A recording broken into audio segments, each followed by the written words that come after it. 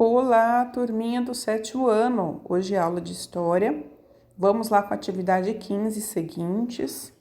No caderno base 3 da REME, nós temos aqui hoje, na atividade 15, nossa primeira atividade de trabalho, falando ainda dessa América antes da chegada dos europeus aqui. Lembrando que a América vivia o Renascimento e vivia a Reforma Protestante, ok?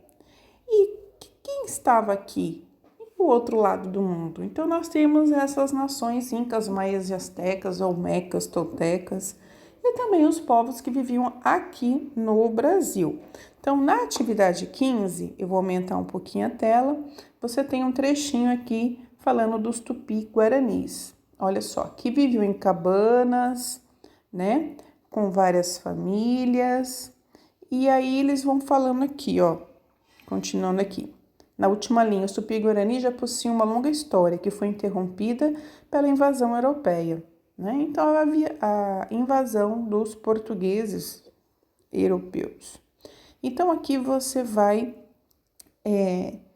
responder na 15, conforme o texto, a história dos tupi-guarani foi interrompida pela invasão europeia, pois. Então, aqui você tem várias afirmativas falando aqui sobre os tupi-guarani. Tudo bem? Você vai marcar a certa. Lembrando, turma, que o X é sempre na letra. Então, o X é uma dessas letras aqui, não marcar aqui no final. Tudo bem? E sempre marcar a caneta de preferência. Então, você vai ler, eu também vou dar a página correspondente a um pouco do tupi-guarani que tem no seu livro de história. Passando aqui para a atividade 16 e 17 e 18, com base nessa imagem aqui. Vamos lá, a imagem a seguir representa um combate ocorrido no México. Então, quando a gente fala México, nós já vamos lembrar dos astecas, tudo bem? Muito bem. No século XVI, então, de século XVI, para quem já esqueceu, é a partir do ano 1501, tudo bem? Então, durante a conquista dos astecas pelos espanhóis, observe, e agora a professora já mudou a página, vamos lá. Observe com atenção e depois responda às atividades 16, 17 e 18. Então, aqui nós temos nessa imagem, dá para a gente identificar claramente quem são os astecas, né? E quem são os espanhóis. Você consegue observar? E aqui eu chamo a atenção para um terceiro elemento, que são esses aqui. Que você pode ver que eles não estão representados como esses astecas, porém, eles estão do lado de quem? Dos europeus espanhóis, tá? É bem importante a gente destacar um elemento aqui, que é o cavalo. O cavalo, como os bois e vacas, eles eram animais que vieram da Europa, e os astecas, eles tinham pavor desses animais, né? Porque eles não conheciam, e eles foram usados aí na dizimação e domínio desses povos. Tudo bem? Então, nós temos aqui na 16, quais são os personagens representados à esquerda e à direita? Então, à sua direita, como eu já mencionei, você tem aqui esses personagens, e à sua esquerda você tem esses personagens, tudo bem? Então, você já vai aí tá colocando. Então, na resposta, você vai colocar à direita e vai escrever à esquerda, tudo bem? Sempre identificando aí a resposta. Na 17, é possível notar que a indígena dos dois lados do combate? Bom, a professora já comentou. Qual é o motivo? Então, a gente sabe que vários astecas ficaram do lado dos espanhóis, porque os próprios astecas escravizavam outros astecas. A gente vai ver isso posteriormente. Então, quando eles chegam, os espanhóis, muitos astecas ficam do lado dos espanhóis, tudo bem? Nós vamos para 18. Quais as consequências das guerras de conquista realizadas pelos espanhóis A professora já mudou a página. Pelos espanhóis, vamos voltar lá, misericórdia. Oh, meu Deus, vamos voltar aqui. Paciência com a professora. Quais as consequências da guerra de conquista realizada pelos espanhóis para os povos indígenas representados na imagem? Bom, é só você perceber qual será a consequência para aqueles que foram dominados, né? Na última aula eu postei também aquela atividade sobre as doenças e lá naquela página específica que eu postei também tem falando dessa dizimação, mas eu também vou listar a página para vocês. Agora aqui a gente vai falando um pouco da África. Isso, a África aí que tinha grandes impérios e reinos antes do domínio aí europeu. Tudo bem? Como a gente viu na América. Então aqui a gente tem um texto escrito por Von Martius.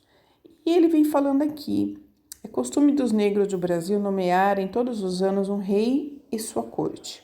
Esse rei não tem prestígio algum político nem civil, quer dizer, não tinha prestígio junto ao imperador e nem às pessoas da sociedade, tá bom? Sobre os seus companheiros de cor, goza apenas de dignidade vaga, tal como o rei da fava, nos dias dos reis da Europa. Por que razão o governo luso-brasileiro? Luso, gente, é português, tá? É um adjetivo pátrio que a gente usa para falar português brasileiro. Então, o governo luso-brasileiro não opõe dificuldade alguma a essa formalidade sem significação.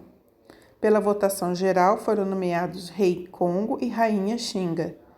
Diversos príncipes e princesas, como 6 mafucas ou camareiros e camareiros, e dirigiam-se em procissão à Igreja dos Pretos. E aí que ele vem falando, o texto descreve uma festa tradicional de origem afro-brasileira que surgiu no período colonial, então o período que o Brasil pertencia a Portugal, lá a partir de 1500 até 1822, apresentando tanto aspectos da religiosidade católica quanto, claro, os elementos africanos, né? Essa festa atualmente ainda é praticada em algumas regiões do Brasil. Assinale a alternativa que indique corretamente o nome dessa festa. Qual será a festa onde a gente tem a presença de reis e rainhas africanas? Será que é o Círio de Nazaré, o banho de Santo Antônio, o carnaval ou a congada? Qual você acha aí? Dessas aqui, representa essa festa que ocorreu lá no Brasil Colônia. Bom, Círio de Nazaré ocorre até hoje no Pará, em Belém, não é isso? Banho de Santo Antônio é banhar o santo. Não tem nenhuma menção a reis e rainhas. Qual festa que a gente elege um rei? No início da festa. Bom, vocês vão lembrar. Tudo bem? E nós temos aqui a atividade 20. Atividade 20, eu vou deixar a página para vocês. E ela tem no livro de história de vocês, que fala, é bem interessante, dos griots, ok? Eles eram responsáveis aí pela transmissão oral do conhecimento, é como se fossem os professores desse povo africano, tá legal? Porque aqui ele já tá falando um pouquinho aqui, como eu mencionei, da história da África. Tudo bem, turma? Então, hoje nós vamos até a questão, deixa eu aqui ver, 21. Na questão 21, olha aqui, ele volta aqui o caderno falando dos povos aqui brasileiros com a chegada dos europeus. A gente tem um gráfico bem interessante. Nesse gráfico, você vai responder a questão 21. Então, aqui você tem o número da população, né? 500 mil, 1 milhão, 1 milhão e 500, aqui você tem. Tudo bem? E aqui no gráfico embaixo, nós temos os anos. Você vai ver que tem 2010 e começa com 1500. Então, se você ver, o Brasil tinha 2 milhões, ok? Mas você vai ver o quê? Que há uma queda a partir do ano 1570. Então, se os portugueses chegarem em 1500, A partir de 1570, você tem uma queda bem drástica no número de pessoas, não é isso? Então, aqui você pode ver, ó, aqui ele traz até um comparativo da população no interior e a população no litoral do Brasil. Você pode ver que houve queda em ambos, né? Quem morava no litoral, os povos indígenas e os povos que moravam no interior. E aqui ele está perguntando que você vai analisar o gráfico e indicar os motivos que a população indígena do litoral diminuísse tanto drasticamente, que é drasticamente, de uma forma rápida, tudo bem? Drástica, a partir da chegada. Então, aqui você vai dissertar sobre isso. O que será que os portugueses fizeram com os indígenas? Isso aqui é um conhecimento que vocês têm até do próprio 5º ano, mas eu vou colocar também a página referente a essa atividade. O que esses portugueses fazem com os indígenas? Por que essa população cai tanto? Se assemelha um pouco ao que nós vimos sobre os astecas, maias e incas, né? Que os espanhóis também trouxeram com eles e transmitiram para os povos aqui da América, ok? Então, nós vamos ficando por aqui e até a nossa próxima aula.